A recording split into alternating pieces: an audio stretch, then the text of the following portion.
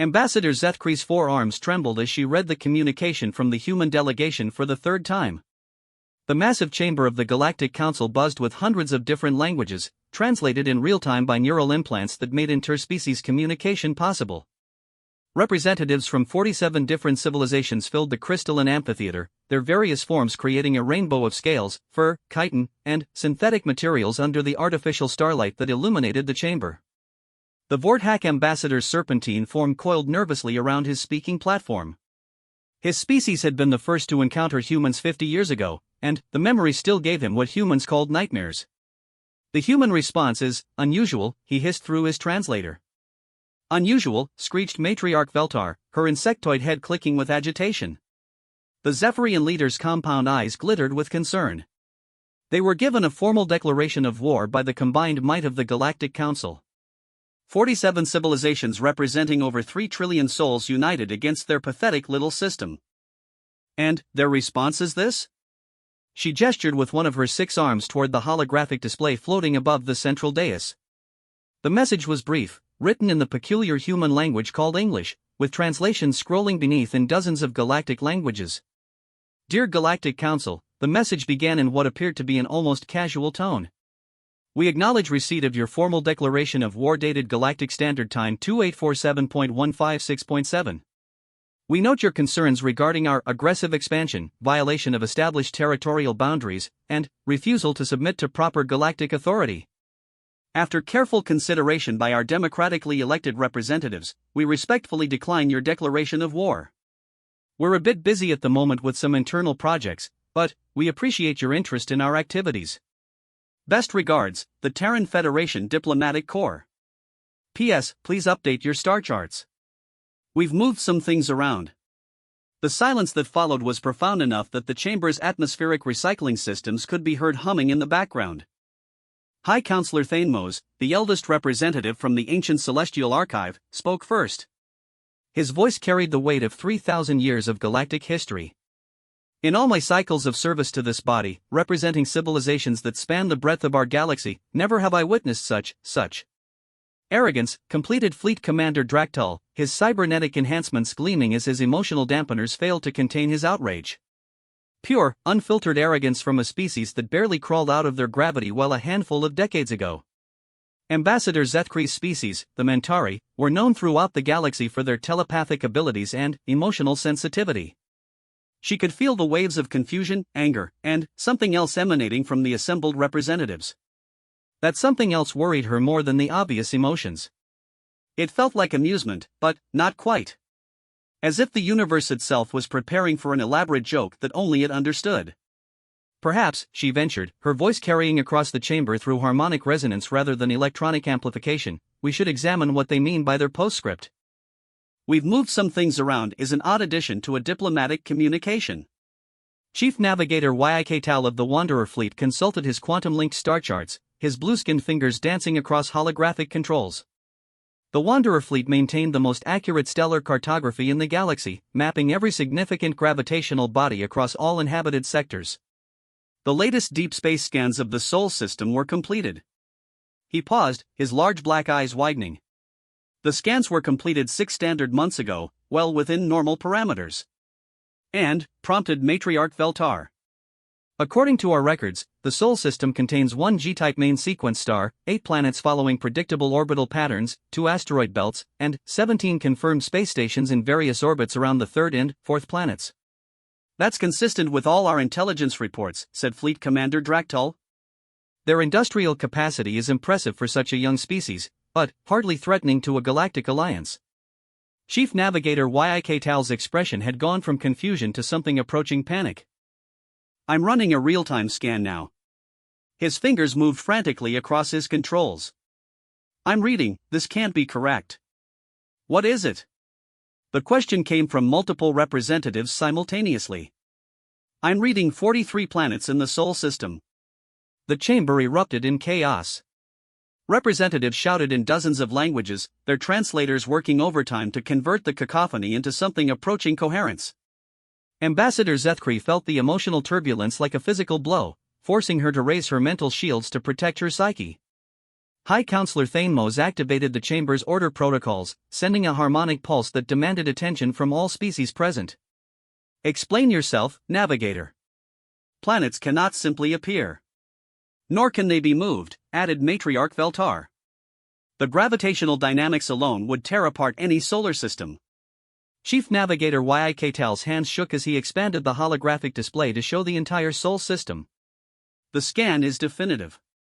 I'm reading 43 planetary bodies, ranging from small rocky worlds to gas giants larger than anything in our databases.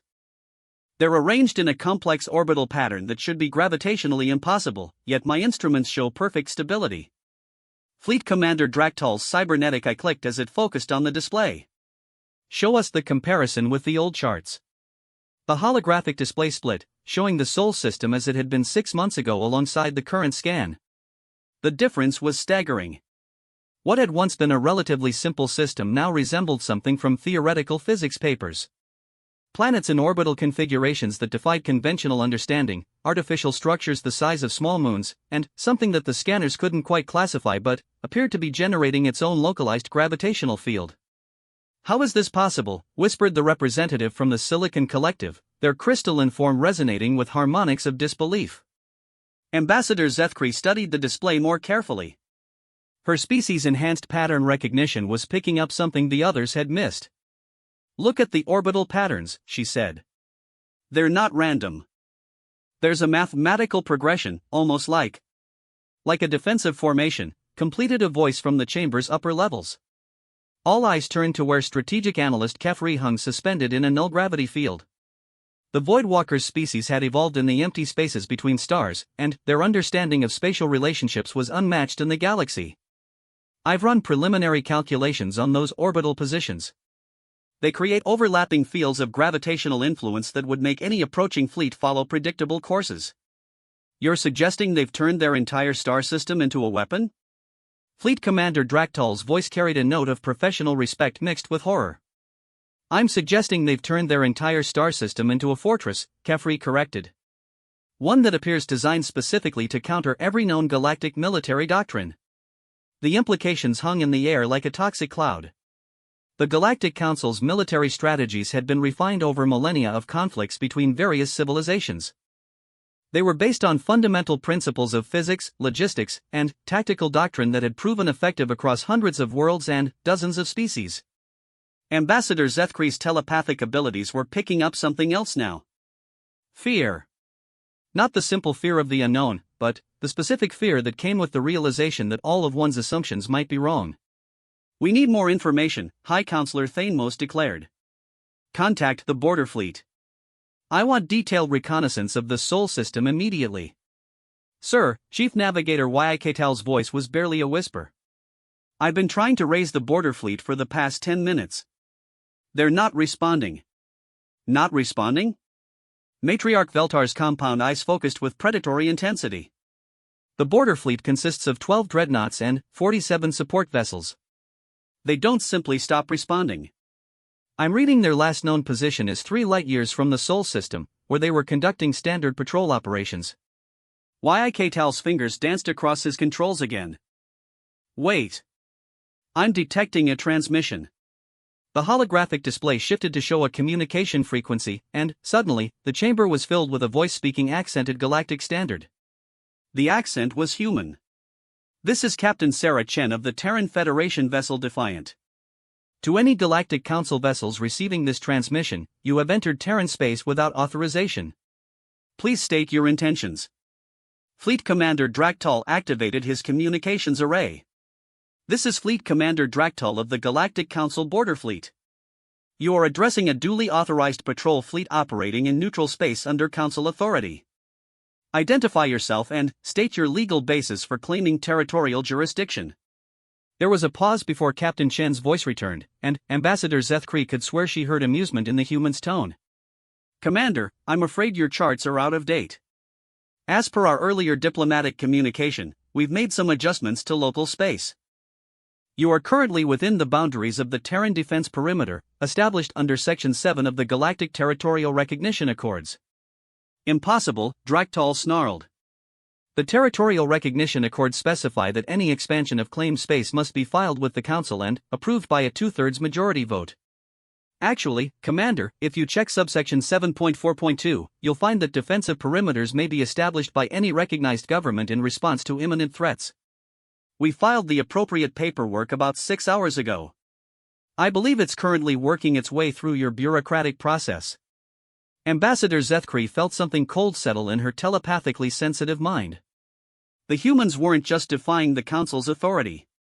They were using the Council's own laws against them, and doing it with what seemed like casual efficiency.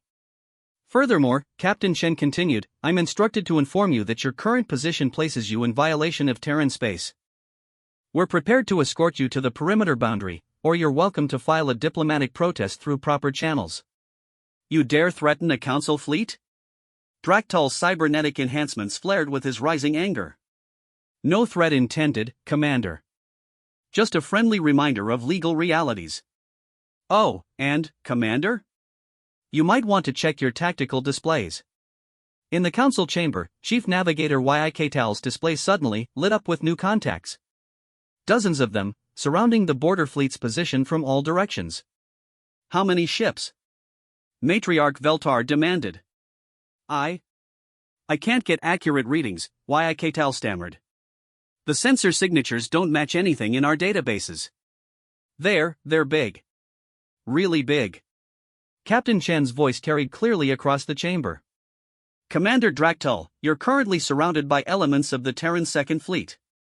We'd really prefer to handle this diplomatically. What do you say we call this a navigation error and everyone goes home happy? The silence that followed stretched for several heartbeats before Fleet Commander Draktal responded. Border Fleet acknowledging navigation error. We will withdraw to previous position and await further orders. Excellent choice, Commander. Safe travels. The transmission ended, leaving the Council chamber in stunned silence. High Counselor Thainmos finally spoke, his ancient voice heavy with implications he was only beginning to understand. It appears, he said slowly, that our declaration of war has been declined. Ambassador Zethkri stared at the holographic display showing the transformed Sol system and felt a shiver of premonition. In her telepathically enhanced mind, she could sense the emotional currents flowing through the chamber. Confusion, anger, fear, and, underneath it all, something she had never felt in connection with humans before. Respect. And that, she realized, might be the most dangerous thing of all. The emergency session of the Galactic Council convened 18 hours after the border fleet's withdrawal from Terran space. The usual ceremonial protocols had been abandoned in favor of immediate action, and the chamber hummed with nervous energy as representatives from across the galaxy gathered to address what was rapidly becoming known as the human problem. Ambassador Zethkri arrived early, her forearms working independently to review the intelligence reports that had flooded in during the brief recess. Her species' telepathic abilities made her particularly sensitive to the emotional undercurrents flowing through the chamber, and what she sensed made her mental shields strain under the pressure. The primary emotion was no longer anger or confusion. It was something far more dangerous, wounded pride. High Counselor Thainmos called the session to order with considerably less ceremony than usual. His 3,000-year-old composure showed cracks that hadn't been visible in living memory. The Council recognizes Strategic Intelligence Director Vashti for immediate briefing on Terran capabilities. Director Vashti's species, the Korthak, were among the galaxy's premier intelligence gatherers. Their natural ability to remain undetected, combined with centuries of espionage experience, made them the Council's primary source of information about potential threats. The fact that Vashti looked distinctly uncomfortable as she approached the speaking platform sent ripples of unease through the assembled representatives. Honored counselors, she began, her voice carrying the subtle harmonics that indicated extreme stress in her species. Our intelligence assessment of the Terran Federation has been fundamentally flawed. Matriarch Veltar's compound eyes clicked with agitation. Explain. 6 months ago, our assessment classified the Terrans as a Category 3 civilization, technologically advanced but limited to their home system, with industrial capacity sufficient for local defense but incapable of projecting power beyond their immediate sphere of influence. Vashti paused, consulting her notes. This assessment was based on extensive surveillance data, intercepted communications, and direct observation of their industrial facilities. And, now, prompted Fleet Commander Draktul, his cybernetic enhancements gleaming with barely contained frustration. Now we believe they may represent the first Category 7 civilization we have encountered in galactic history. The chamber erupted. Category 7 civilizations existed only in theoretical models, representing technological capabilities that exceeded the combined knowledge of the Galactic Council itself. In 3,000 years of galactic civilization, the highest confirmed classification had been Category 5, achieved by the long-extinct predecessor species. Strategic analyst Kefri descended from her null gravity perch, her voidwalker physiology allowing her to speak while maintaining her position above the chamber. Director, Category 7 implies technological capabilities that border on what lesser species might consider divine intervention. You're suggesting that a species we classified as barely spacefaring 6 months ago has achieved technological transcendence? I'm suggesting, Vashti replied grimly, that they were never barely spacefaring. Our entire intelligence operation was compromised from the beginning. She activated a holographic display that showed what appeared to be a standard Terran industrial facility in orbit around their fourth planet.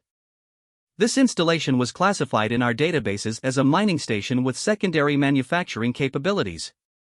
Estimated capacity, processing of approximately 50,000 tons of raw materials per standard day. The image shifted, showing the same installation but, with entirely different scanner readings. Current analysis suggests this facility is capable of processing 50 million tons per day, with manufacturing capabilities that include molecular-level construction and, what appears to be matter conversion technology. Ambassador Zethkri felt the emotional temperature of the chamber shift towards something approaching panic. You're saying they've been hiding their true capabilities? I'm saying they've been hiding everything. Vashti's stress harmonics were increasing. We now believe that every human installation we've monitored has been operating at a fraction of its actual capacity.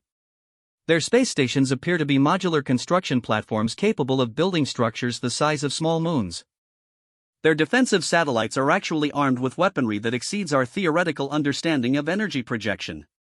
How is such deception possible? The question came from the representative of the Silicon Collective, their crystalline form resonating with mathematical precision. Our surveillance technology is among the most advanced in the galaxy. Because they wanted us to see exactly what we saw, Vashti replied. Every scan, every intercept, every piece of intelligence we gathered was carefully curated.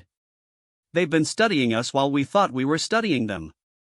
Chief Navigator Yik Tal's voice carried across the chamber with a note of professional admiration mixed with horror. The orbital reconfiguration of their system wasn't something they accomplished in 6 months. Based on the gravitational dynamics, it would have taken years of precise planning and construction. They were preparing for this confrontation before we even knew it was coming. Fleet Commander Draktul activated his tactical display, showing deployment patterns for the Council's combined fleets. Preparation or not, there's still one system against 47 civilizations. The mathematical reality remains in our favor. Does it? Strategic analyst Kefri's voice carried from above, and Ambassador Zethkri could feel waves of analytical coldness emanating from the Voidwalker. Commander, what would you estimate as the minimum fleet strength required to hold a fortified star system against external assault? Draktul consulted his tactical computers before answering. Assuming standard defensive configurations and equal technological parity, approximately 40% of the attacking force's strength, plus logistical support. And, what would you estimate as the maximum fleet strength the Terran Federation could deploy, based on their observed industrial capacity? Previous estimates suggested perhaps 200 vessels of various classes, concentrated primarily around defensive installations. Kefri's silence stretched for several heartbeats before she continued. I've been analyzing the sensor readings from yesterday's encounter. The vessels that surrounded our border fleet were not defensive satellites or converted civilian craft. They were purpose-built warships, constructed using technologies we don't recognize, following design principles that appear to optimize for combat effectiveness rather than resource efficiency. The implications settled over the chamber like a toxic fog. How many? Matriarch Veltar's voice was barely audible. Conservative estimate? Based on energy signatures, manufacturing capacity, and observed deployment patterns? Kefri paused, and Ambassador Zethkri could feel the Voidwalker's own disbelief at what she was about to say. Somewhere between 10,000 and 50,000 combat-capable vessels. The silence that followed was profound enough that the chamber's life support system seemed thunderous by comparison. High Counselor Thanos finally spoke, his ancient voice carrying the weight of 3 millennia of galactic politics. You're suggesting that a species we've monitored for 50 years, classified as a minor regional power, has assembled a fleet that exceeds the combined naval strength of the Galactic Council? I'm suggesting, Kefri replied, that we may have been monitoring a carefully constructed facade for 50 years while they built something we're not prepared to confront. Ambassador Zethkri's telepathic senses were picking up something new in the chamber's emotional spectrum. The wounded pride was still there, along with fear and confusion, but underneath it all was a growing recognition of a terrible possibility. They might have declared war on something that was prepared to fight back. Director Vashti activated another display, showing communication intercepts from the past 24 hours. We've been monitoring increased chatter across Terran communication networks. They're not mobilizing for war in any conventional sense. Instead, they appear to be making preparations for what they're calling a diplomatic demonstration. What sort of demonstration? Fleet Commander Draktal's cybernetic enhancements glowed with increasing intensity. Unknown. However, they've issued a general communication to all shipping in a radius of 50 light-years from Sol, advising them to avoid certain coordinates for the next 72 hours due to ongoing construction activities. Chief Navigator YIK Tal's display suddenly lit up with priority alerts. I'm reading massive gravitational disturbances throughout the local sector. Multiple points of spacetime distortion, consistent with. He paused, his expression shifting to something approaching awe. Consistent with massive construction projects being carried out simultaneously across dozens of star systems. That's impossible, stated the representative from the mechanist hegemony, their robotic form clicking with mechanical precision. Construction on that scale would require resources from hundreds of worlds and coordination between millions of individual units. Unless, strategic analyst Kefri said slowly, they've developed construction technology that operates on principles we don't understand. The holographic displays around the chamber began updating in real time, showing gravitational anomalies appearing throughout the local sector. Each anomaly represented massive construction activity, the kind that should take decades to complete and require the industrial output of entire civilizations. Ambassador Zethkri watched the displays with growing alarm. Her telepathic abilities were picking up something from the assembled representatives that she had never sensed before in connection with the Galactic Council. For the first time in living memory, the galaxy's most powerful alliance was experiencing something it had not felt since the early days of interstellar civilization. They were encountering something bigger than themselves.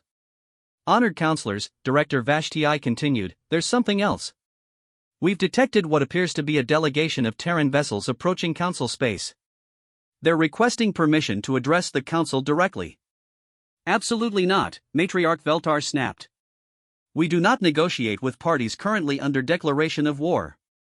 Actually, High Counselor Thanos said thoughtfully, they declined our declaration of war. Technically, no state of hostilities exists. Fleet Commander Draktal's tactical displays showed the approaching human delegation. 3 vessels, moving at speeds that suggested propulsion technology significantly more advanced than anything in the Council's databases. What's their estimated arrival time? Approximately 6 hours, Chief Navigator YIK Tal replied. However, they're not following standard approach vectors. They appear to be, wait. The chamber's display suddenly shifted to show the 3 human vessels, which had somehow appeared at the edge of Council space without any of the expected gravitational signatures of ships dropping out of faster-than-light travel. How did they get there? Draktal demanded. I don't know, YIK Tal admitted. They weren't there 60 seconds ago, and now they're requesting docking permission at the Council station. Ambassador Zethkri studied the vessels on the display. They were elegant in a way that suggested form-following function, but the function was not immediately apparent. They moved through space with a grace that implied technology so advanced it appeared almost organic. Grant them permission to dock, High Counselor Thanos said finally. If we're going to understand what we're dealing with, we need more information. Sir, Director Vashti interjected, our security protocols recommend against allowing potentially hostile vessels to approach the Council station. Director, Thanos replied with the patience that came from 3,000 years of diplomatic experience, if the Terrans intended to destroy the Council station, I suspect they could do so without needing to dock first. As the human vessels approached the Council station, Ambassador Zethkri felt a shift in the chamber's emotional spectrum. The fear and confusion were still present, but they were being overtaken by something she hadn't expected.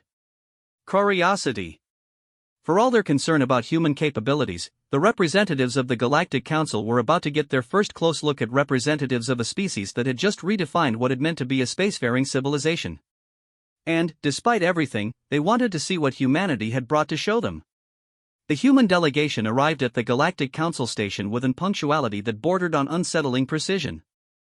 Ambassador Zethkri watched from the observation deck as their three vessels approached, noting how they moved through space with an almost organic fluidity that defied conventional understanding of spacecraft maneuvering. The lead vessel was approximately 200 meters in length, constructed from materials that seemed to shift between metallic and crystalline depending on the angle of observation. Its companions flanked it in a formation that suggested both escort and ceremony, their hulls bearing markings that her translation systems identified as Terran Federation diplomatic insignia. They're requesting permission to bring a delegation of 12 individuals aboard the station, announced Docking Control Supervisor Yithral through the station's communication system. Standard diplomatic protocols, with one unusual request. High Counselor Thainmos, who had positioned himself at the central observation platform, gestured for details. What sort of request? They're asking permission to bring what they describe as presentation materials. Specifically, they want to transport something they call a demonstrator unit to the main assembly chamber. Fleet Commander Draktal's cybernetic eye focused with predatory intensity. Size and specifications of this demonstrator unit? Unknown. They're stating that it will fit within standard cargo transport parameters, but they're unwilling to provide detailed specifications due to what they term intellectual property concerns. Ambassador Zethkri felt the emotional currents in the chamber shift toward suspicion mixed with curiosity. The humans were requesting to bring unknown technology into the heart of galactic government, and somehow managing to make it sound like a reasonable diplomatic courtesy. Grant permission, Thainmos decided after a moment's consideration. However, implement full security scanning protocols. Nothing enters this station without complete molecular analysis. Understood, Counselor. The next 30 minutes passed in tense anticipation as the human vessels docked and their occupants underwent the standard diplomatic processing procedures. Ambassador Zethkri found herself studying the preliminary reports as they filtered through the station's intelligence networks. The human delegation consisted of 12 individuals representing what appeared to be a cross-section of their government and military structure. The leader was identified as Ambassador Elena Vasquez, a woman in her 50s with credentials suggesting extensive experience in interstellar relations. Her companions included military advisors, technical specialists, and what the manifest described as cultural attaches. What struck Zethkri as unusual was not who was present, but who was absent. No mention of political leaders or heads of state, no indication of supreme military commanders or technical directors. The delegation appeared carefully chosen to represent competence rather than authority, suggesting that the Terrans viewed this as an operational meeting rather than a negotiation between equals. Sir, Docking Control Supervisor Yithral's voice carried a note of confusion. We've completed molecular scanning of their presentation materials. Results? Fleet Commander Draktal demanded. The demonstrator unit appears to be constructed primarily of common industrial materials. Steel, aluminum, crystalline matrices, electronic components consistent with standard information processing equipment. Total mass approximately 200 kilograms. Strategic analyst Kefri descended from her null gravity position, her Voidwalker senses detecting something that the standard scanners might have missed. What's the power source? That's unclear. We're detecting no conventional power systems, but the unit appears to be self-sustaining. Self-sustaining how? Unknown. It's not drawing power from any external source, nor do we detect any internal storage cells or generation equipment. Yet our instruments confirm it's actively operational. Ambassador Zethkri exchanged glances with her colleagues. Technology that operated without detectable power sources implied an understanding of physics that exceeded current galactic knowledge by a considerable margin. Escort the human delegation to the main assembly chamber, Thainmos ordered. Full diplomatic honors, but maintain security protocols. The assembly chamber had been reconfigured for this unprecedented meeting. Representatives from all 47 member civilizations were present, their various life support requirements creating a complex tapestry of environmental conditions throughout the massive space. Translation systems worked overtime to manage the linguistic complexity, while security forces maintained discrete but visible positions around the chamber's perimeter. Ambassador Elena Vesquez entered the chamber with the confident stride of someone accustomed to representing her species on the galactic stage. She was followed by her delegation, each member carrying themselves with the professional competence that had characterized human diplomacy since their emergence into galactic politics. What drew immediate attention, however, was the device they brought with them. The demonstrator unit appeared deceptively simple, a crystalline structure roughly 2 meters in height, surrounded by a framework of metallic components that hummed with barely audible energy.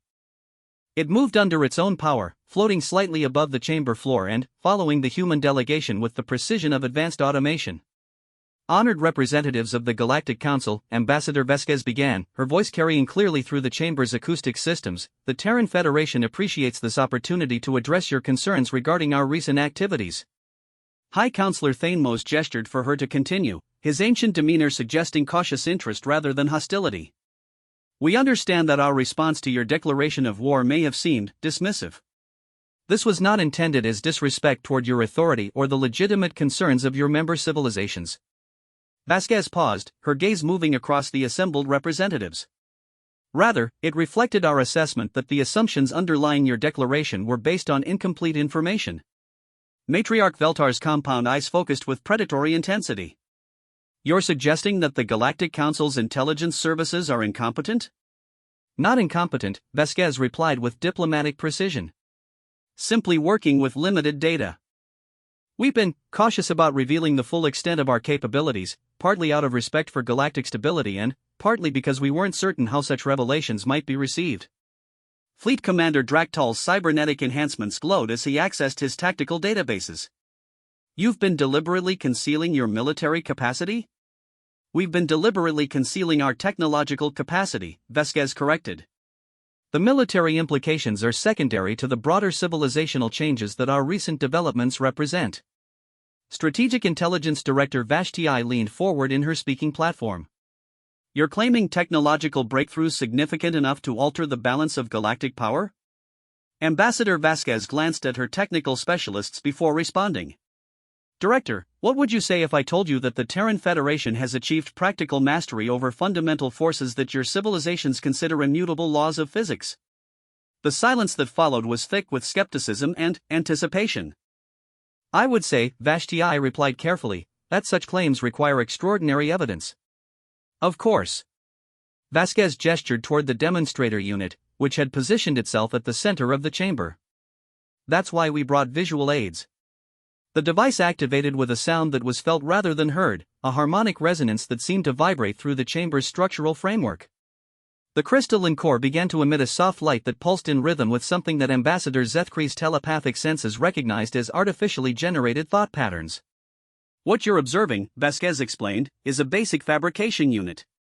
It's designed to demonstrate some of the principles underlying our recent technological developments. The device projected a holographic display that showed molecular diagrams, mathematical equations, and what appeared to be real-time analysis of the chamber's atmospheric composition. The complexity of the data suggested computational capabilities far exceeding anything in current galactic databases. The fundamental breakthrough, continued one of the human technical specialists, a woman identified as Dr. Sarah Chen, was our development of direct matter energy manipulation at the quantum level. Rather than working within the constraints of traditional physics, we learned to work with the underlying information structures that define physical reality. Chief Navigator Yik-Tal's instruments began displaying readings that defied conventional interpretation. The gravitational field around the device is fluctuating.